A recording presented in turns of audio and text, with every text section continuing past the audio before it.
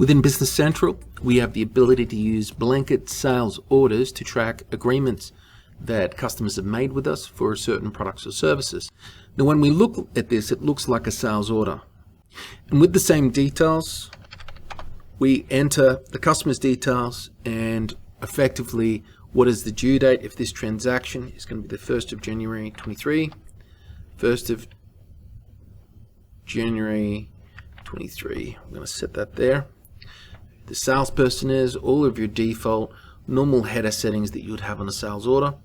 We're going to go and select an item here, and I'm going to use this London swivel chair. And from this swivel chair, we're going to say that we want to deliver 200 of these items, and it has to be delivered by the 1st 23. Okay. And so this is effectively a blanket sales order. We can acknowledge that, we can print it, we can use a template as a contract. A contract can be attached against the attachments here or against the customer.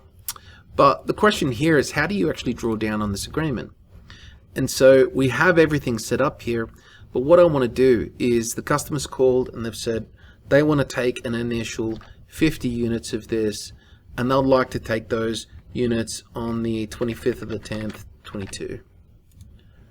So we've now updated this. This is within the OK range, and we're going to go process, make an order, OK. This will have created a sales order within the sales order list. Let's go take a look.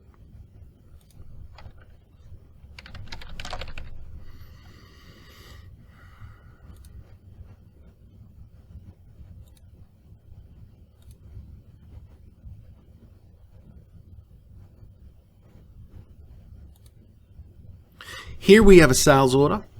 It can show us the 50 units that the customer's asked to draw down on. We can see we've got sufficient stock on hand. It's got all your normal things that would be on your sales order template, including which location this is coming out of. Being that we're not using advanced warehousing on this transaction, I've deleted those locations, and I'll just fix this tax because this customer's got it as a different template. So what we're wanting to do is take 50. I'm not using the advanced warehousing where normally I'd have to go release this and create a warehouse document and shipment. I'm just using basic warehousing. So just here, we've got the ability to scroll over and we can say, well, quantity shipped now, I'm going to ship 50.